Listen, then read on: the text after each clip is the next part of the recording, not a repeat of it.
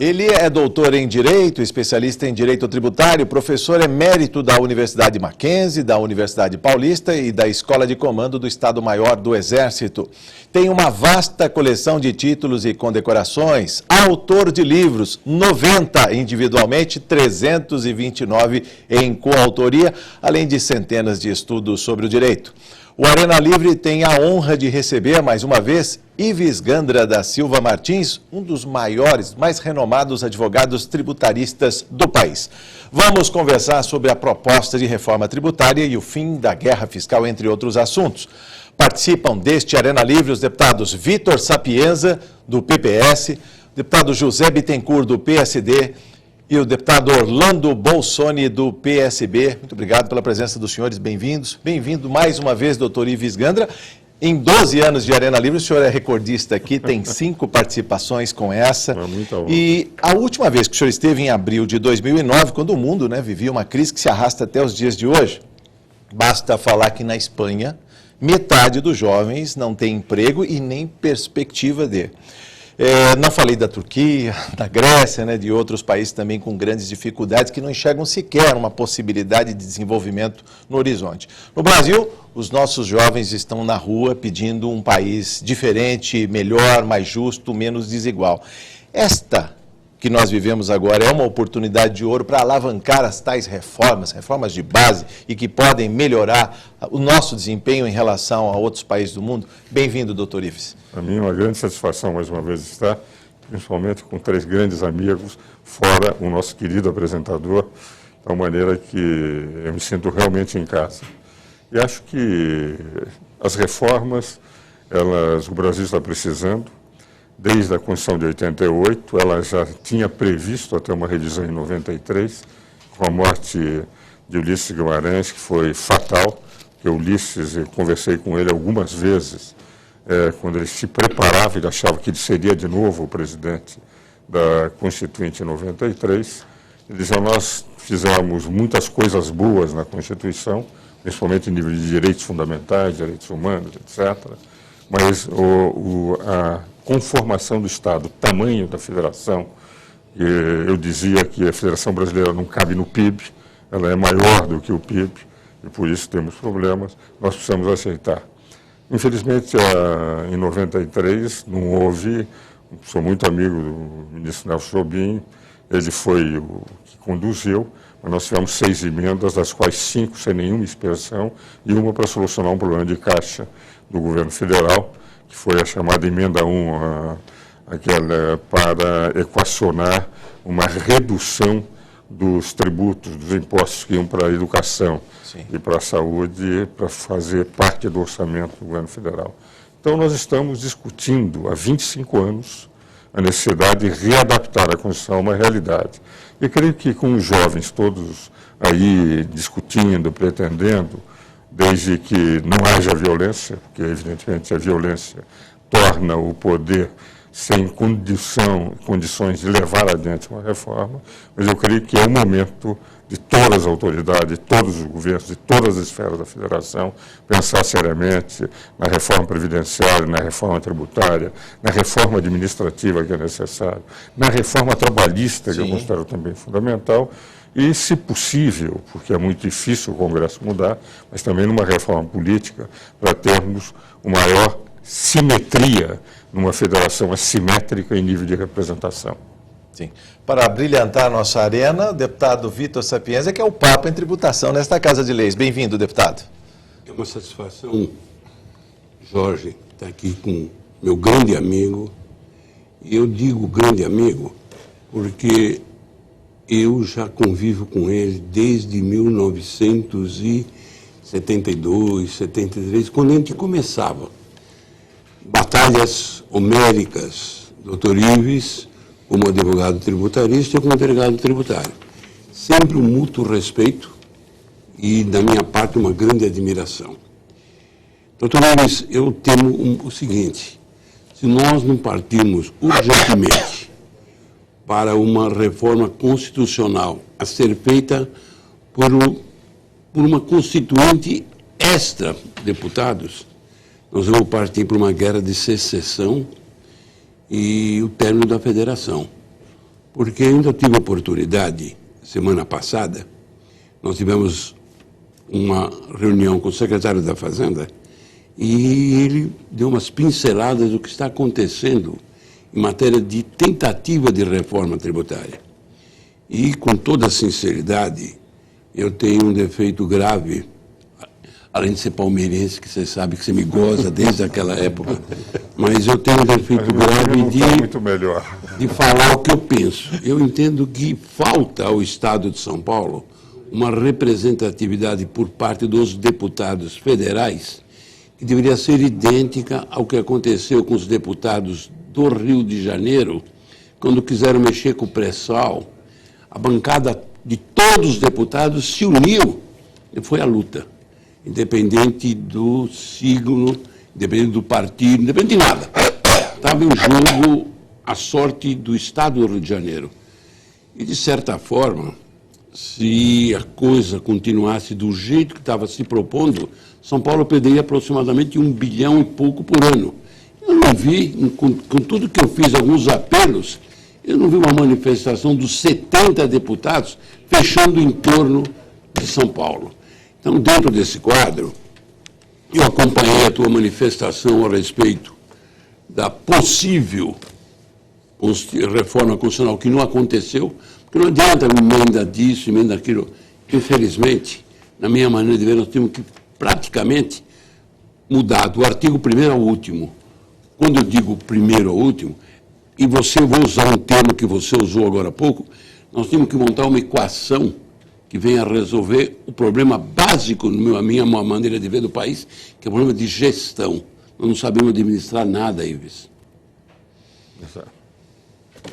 Sua visão, sua consideração? Eu considero também a amizade com meu querido amigo Vitor Sapienza vem realmente do passado, embora ele saiba que tem, no passado, discutido muito em nível de direito tributário, mas repetidas vezes dando pareceres para a Secretaria da Fazenda em matérias constitucionais. Eu acho que há 2 pontos aí que deveria ser examinado, bem colocado. O Bierrenbach, quando foi nomeado relator ainda da Constituinte, ele foi alijado, ele queria fazer uma Constituinte exclusiva, de pessoas não vinculadas e que no momento que terminassem de preparar a Constituição, essas pessoas voltariam para casa e daí deputados e senadores assumiriam.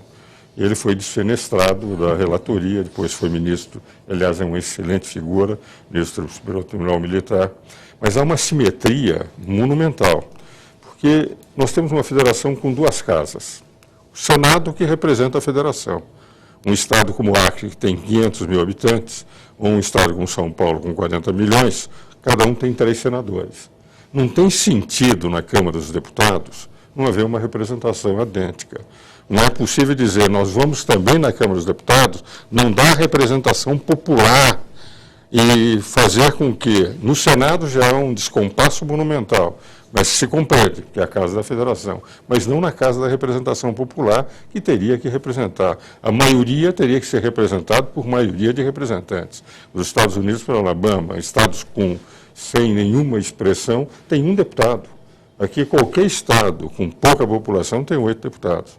Então, esta reforma, o grande problema dessa reforma, a não ser que haja uma pressão popular muito grande, é que os estados que hoje controlam o Congresso, a minoria da população controla a maioria, e esses não vão abrir mão. De tal maneira que só a pressão popular é que vai poder mudar.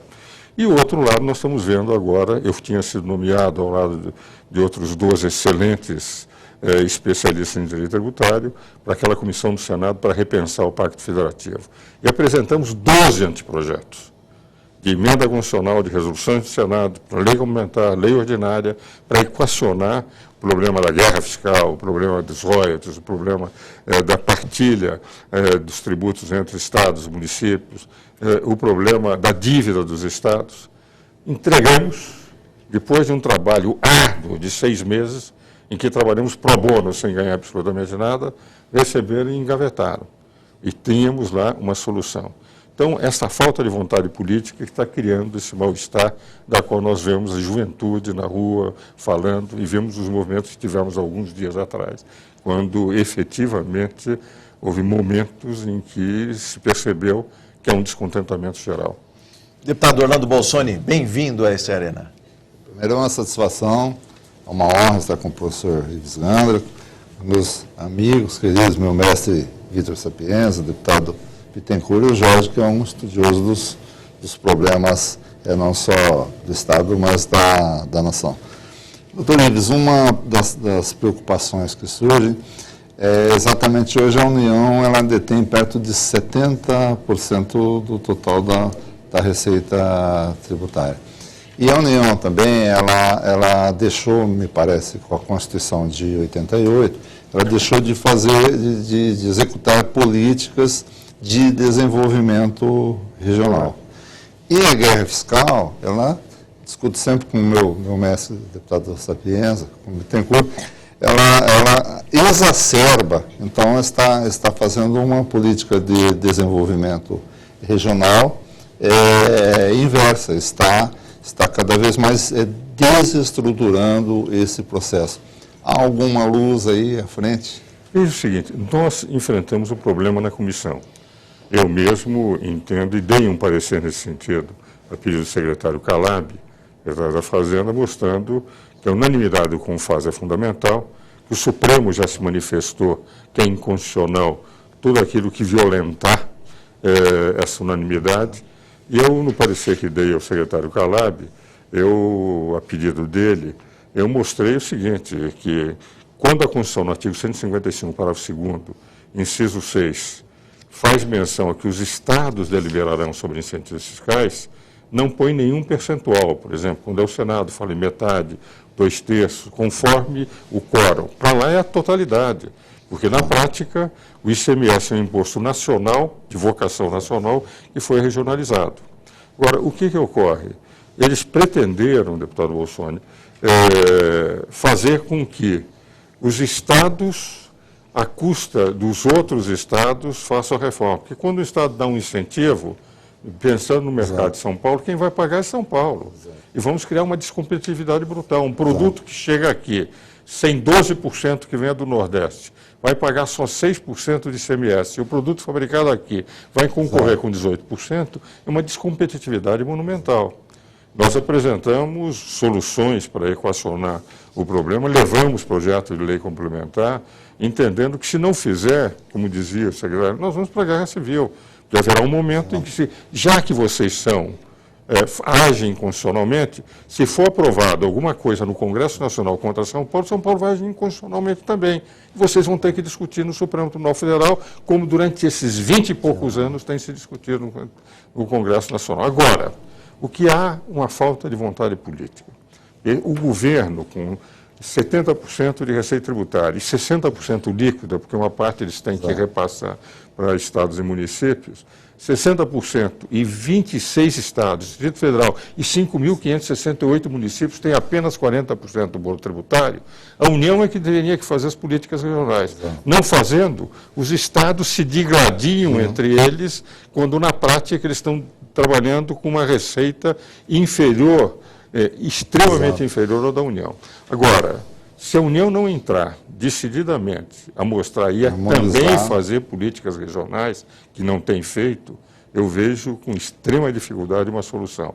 Eu tenho participado de audiências públicas no Senado, na Câmara dos Deputados, desde que os projetos foram apresentados, a PEC 175, o Virgílio Guimarães, quando foi do Lula, o Bernardo Api, Sandro Mabel, e sempre percebe, ninguém tem vontade de solucionar. Vivem os estados que se beneficiam de incentivos fiscais comodamente na inconstitucionalidade.